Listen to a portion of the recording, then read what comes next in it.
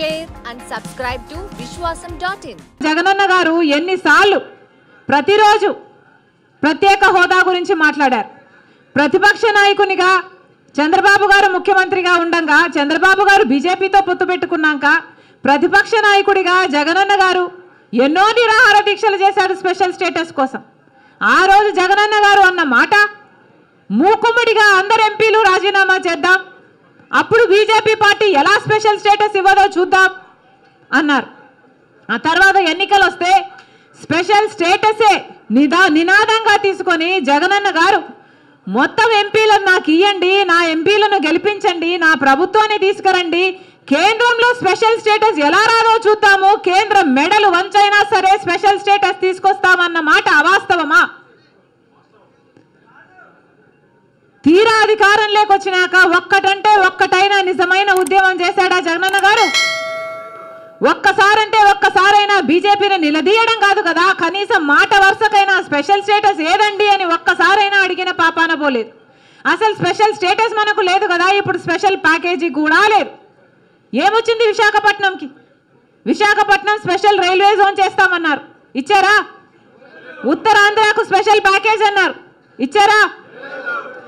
శుభ్రంగా ఉన్న ఉక్కు ఫ్యాక్టరీ, వైజాగ్ స్టీల్ ఫ్యాక్టరీ, అసలు వైజాగ్కే తలమానికం, అలాంటి దాన్ని తీసుకెళ్ళి ఇప్పుడు సర్వనాశనం చేస్తున్నారు.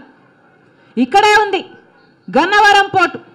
రాజశేఖర రెడ్డి గారు ఉన్నప్పుడు గన్నవరం పోర్టు ప్రభుత్వానికి కూడా ఒక స్టేక్ ఉండాలి అని చెప్పి రాజశేఖర రెడ్డి గారి ఆలోచన చేస్తే 30 ఏళ్ల తర్వాత మళ్ళీ గన్నవరం పోర్టు ప్రభుత్వం చేతుల్లోకి రావాలి అని రాజశేఖర రెడ్డి గారి దాన్ని అలా డిజైన్ చేస్తే ఇప్పటికే 15 సంవత్సరాలు అయిపోయింది. రాజశేఖర రెడ్డి గారు ఉంటుంటే ఆయన ప్లానే కనుక అమలై ఉంటే ఇంకొక 15 ఏళ్లకు ఆ గన్నవరం పోర్టు మళ్ళీ ప్రభుత్వం చేతికి వచ్చేది. అలాంటిది ఆయన కొడుకై ఉండి జగన్మోహన్ రెడ్డి గారు ఏం చేశారు? కేవలం 600 కోట్ల రూపాయలకు అదానికి మొత్తానికి అంటగట్టేశారు కదా గన్నవరం పోర్టు. ఇప్పుడు ప్రభుత్వానికి ఏ స్టేకు లేదు, ప్రభుత్వం చేతికి ఎప్పటికీ రాదు, పూర్తిగా అప్పనంగా అప్పగించేశారు. ఎవరి సొమ్మును అప్పగించారు? ప్రజల సొమ్ము కాదా? ఆంధ్ర రాష్ట్ర ప్రజల సొమ్ముని, ఆంధ్ర రాష్ట్ర ప్రజలని తాకట్టు పెట్టినట్టు కాదా? వీళ్ళ కుమ్మక్కు రాజకీయాల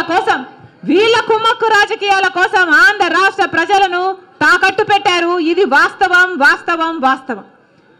స్వలాభం కోసం ప్రజల ప్రయోజనాలను తాకట్టు పెట్టారు. ఆ రోజు రాజశేఖర రెడ్డి గారు ఉన్నప్పుడు ఎన్ని ఫ్యాక్టరీలు, ఎన్ని కంపెనీలను రాజశేఖర రెడ్డి గారు నిలబెట్టారు, ఎన్ని కంపెనీలను రాజశేఖర రెడ్డి గారు మునిగిపోకుండా కాపాడారు. ఈరోజు వైజాగ్ స్టీల్ అన్నది 30,000 మందికి ఉద్యోగాలు ఇస్తుందట. 30,000 మందికి ఉద్యోగాలు ఇస్తుంటే ఈరోజు ఆ 30,000 మందికి భరోసా లేకుండా పోయింది ప్రభుత్వాల మీద. 30,000 మంది వాళ్ళ కుటుంబాలు, ఎంతమంది బిడ్డలు, వాళ్ళ భార్యలు, ఇంతమంది జీవితాలకు భరోసా ఇచ్చిన ప్రాజెక్టు ఎప్పుడు కాంగ్రెస్ పార్టీ అధికారంలో ఉండగా ఇందిరమ్మ గారు వచ్చి శంకుస్థాపన చేసి కట్టిన ప్రాజెక్టు, రాజశేఖర రెడ్డి గారు ముఖ్యమంత్రి ఉండగా 3 మిలియన్ టన్నులున్న ప్రాజెక్టుని రాజశేఖర రెడ్డి గారు 7.5 మిలియన్ టన్నుల ప్రాజెక్టుగా చేస్తే ఇప్పుడేమో ఇప్పుడున్న ప్రభుత్వాలు, రాష్ట్ర ప్రభుత్వాలు, కేంద్ర ప్రభుత్వాలు మొత్తం ప్రాజెక్టునే నిర్వీర్యం చేస్తున్నాయి.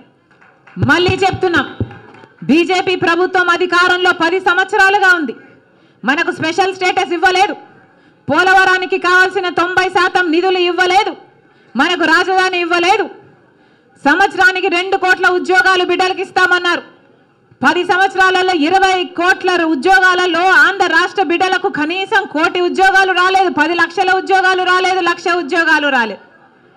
రైతులకి రెట్టింపు చేస్తామన్నారు లాభాలు, అది కాలేదు.